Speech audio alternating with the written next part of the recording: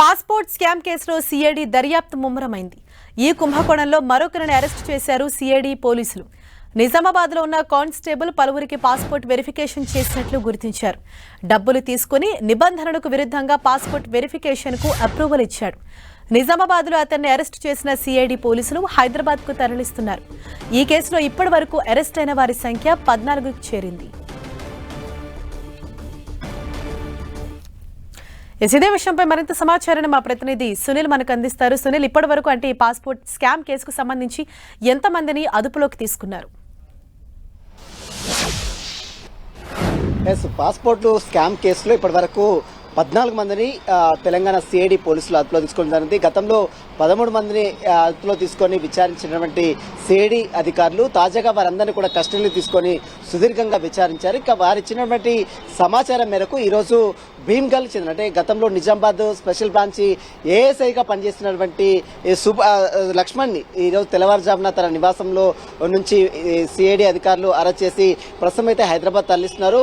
Special బ్రాంచ్లో ఒక passport పొందాలంటే ఖచ్చితంగా వెరిఫికేషన్ అనేది ఖచ్చితంగా స్పెషల్ బ్రాంచ్ అంటే వాళ్ళ అధికారులకు సంబంధించిన ఎంక్వైరీ అనేది ఖచ్చితంగా ఉంటుంది. కానీ ఎంక్వైరీ చేశారు, కానీ ఆ ఎంక్వైరీ డబ్బులు తీసుకొని పూర్తిగా తప్పుడు తడకలతో ఉన్నటువంటి ఆ పాస్పోర్ట్ సంబంధించిన డాక్యుమెంట్స్ మొత్తం కూడా వెరిఫై చేసి పైకి అప్రూవల్ పంపించినట్లు కూడా అటు తెలంగాణ సిఐడి పోలీసులు కొన్ని ఆధారాలు సేకరించారు.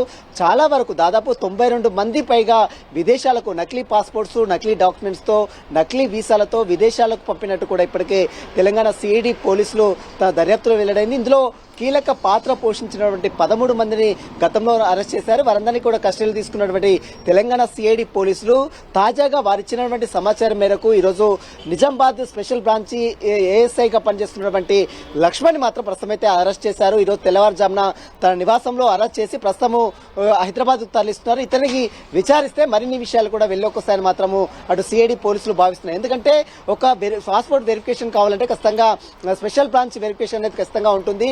వారు అప్రూవల్ లేదే ఆ పాస్పోర్ట్ ఆఫీస్ కి తమ ఫైల్ వెళ్ళడానికి అవకాశమే లేదు. కాబట్టి వీరు మేనేజ్ చేస్తే, ఇక్కడ ఉన్నటువంటి అధికారులను మేనేజ్ చేస్తే ఖచ్చితంగా పాస్పోర్ట్ కావచ్చు, వీసా కావచ్చు సులువుగా పొందొచ్చు అనేటువంటి ఒక పక్క ప్రణాళికతో అక్కడ ఉన్నటువంటి అధికారులతో స్పెషల్ బ్రాంచ్ లో పనిచేస్తున్నటువంటి కింది స్థాయి కానిస్టేబుల్ నుంచి ఎస్ఐ, ఏఎస్ఐ ఈ యొక్క అధికారులందరినీ కూడా డబ్బులతో మేనేజ్ చేసి విదేశాలకు నకిలీ పాస్పోర్ట్ తో, నకిలీ వీసాలతో, నకిలీ డాక్యుమెంట్స్ క్రియేట్ చేసి విదేశాలకు పంపినట్టు కూడా పెద్ద ఎత్తున సిఐడి అధికారులు ఆధారాలు సేకరించారు. ఇందులో భాగంగానే మొత్తం ఈ కేసులో 14 మంది ఈ రోజు అరెస్ట్ అయినటువంటి లక్ష్మణ్ తో పాటు మొత్తం 14 మందిని ఈ కేసులో అరెస్ట్ చేయడం జరిగింది. అసలు స్పెషల్ బ్రాంచ్ లో ఒక పోలీస్ అధికారుల బ్రాంచ్ లో అసలు ఏం జరుగుతుంది, ఇక్కడ ఉన్నటువంటి నకిలీ వీసాలు, నకిలీ డాక్యుమెంట్స్ సృష్టించేటువంటి దొంగలతో వీరు ఎట్లా చేతులు కలిపారనేది ఇక్కడ ప్రధానమైనటువంటి అంశం. కాబట్టి దీనిపై మాత్రం తెలంగాణ సిఐడి చీఫ్ గా ఉన్నటువంటి శిఖా గోయల్ మాత్రం చాలా సీరియస్ గా ఇన్వెస్టిగేషన్ చేస్తుంది. ఇప్పటికే ఒక స్పెషల్ టీం కూడా ఫామ్ చేసి ఎంటైర్ ఈ కేసులో సంబంధించిన దానిపై కూడా పూర్తిగా కూపిలాగుతున్న పరిస్థితి మాత్రం కనబడుతుంది.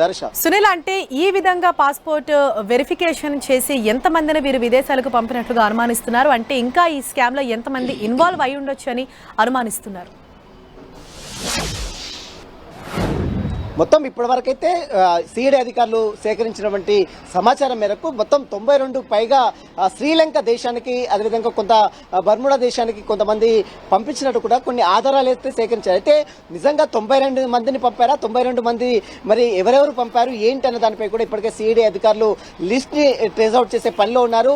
విదేశాలకు వెళ్ళినటువంటి వారందరినీ కూడా మళ్ళీ ఇక్కడికి రప్పించేందుకు కూడా అటు విదేశాంగ శాఖ కూడా ఇప్పటికే తెలంగాణ సిఐడి పోలీసులు ఒక లేఖను కూడా రాశారు. ఎందుకంటే ఫేక్ డాక్యుమెంట్స్ తో, ఫేక్ వీసాలతో, ఫేక్ సర్టిఫికెట్స్ ని క్రియేట్ చేసి విదేశాలకు పంపారంటూ కూడా ఇప్పటికే సిఐడి పోలీసులు కొన్ని ఆధారాలు సేకరించారు. కాబట్టి దానికి సంబంధించి మొత్తం ఇప్పటి వరకు అయితే సిఐడి పోలీసులు 92 మంది నిందితుల లిస్ట్ ని కూడా ట్రేస్ అవుట్ చేశారు. మరి 92 మంది వెళ్లారా, ఇంకా ఎవరైనా వెళ్లారా అన్న దానిపై కూడా పూర్తిగా సిఐడి అధికారుల దర్యాప్తు వైపు కొనసాగుతుంటే, మరోవైపు ఈ స్కామ్ కేసులో పోలీస్ అధికారులే వీరికి సహకరించారు, నిందితులతో చేతులు కలిపారనేది ప్రధానమైనటువంటి అంశం. కాబట్టి ఇక్కడ ఏఎస్ఐ కావచ్చు, కానిస్టేబుల్స్ కావచ్చు, స్పెషల్ బ్రాంచ్ లో పనిచేస్తున్నటువంటి ఇతర అధికారులు సైతము పాస్పోర్ట్ స్కామ్ కేసులో ఇన్వాల్వ్మెంట్ ఉందంటే మాత్రం ఖచ్చితంగా వారిని మాత్రం ఎట్టి పరిస్థితుల్లో ఉపేక్షించేది లేదంటూ కూడా ఇప్పటికే తెలంగాణ సిఐడి చీఫ్ గా ఉన్నటువంటి శిఖా గోయల్ చెప్తున్న పరిస్థితి. మొత్తం వారందరినీ కూడా ఎట్టి పరిస్థితుల్లో ఉపేక్షించేది లేదు, వారందరినీ కూడా ఖచ్చితంగా అరెస్ట్ చేస్తాం, ఎంతమంది ఈ కేసులో ఉన్నా కూడా వారందరినీ కూడా వదిలిపెట్టే ప్రసక్తే లేదంటూ కూడా పోలీసులు ఎంక్వైరీ మాత్రం ఒకవైపు కొనసాగుతుంది. ఇప్పటివరకైతే